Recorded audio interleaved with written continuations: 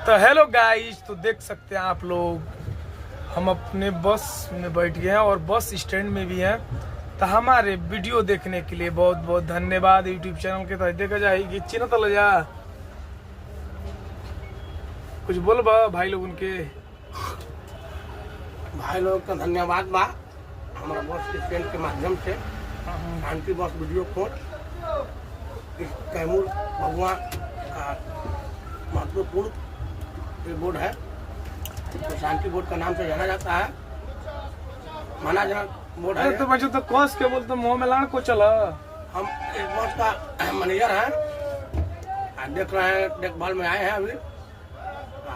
सेवा का मौका दें आप लोग, हमारा वीडियो को लाइक सब्सक्राइब करें, हम चढ़ा के तब देखिए दूसरा बार बनवाते हैं बढ़िया वीडियो को, स्लीपर 2x2, और सबको जनता को एक बार फ्री में घुमाएंगे।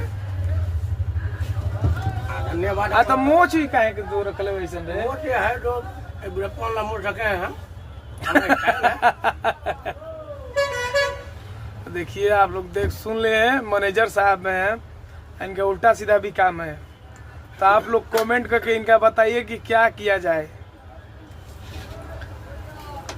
देख सकते हैं अभी गाड़ी तो खाली ही है, हम लोग बैठे ही हैं।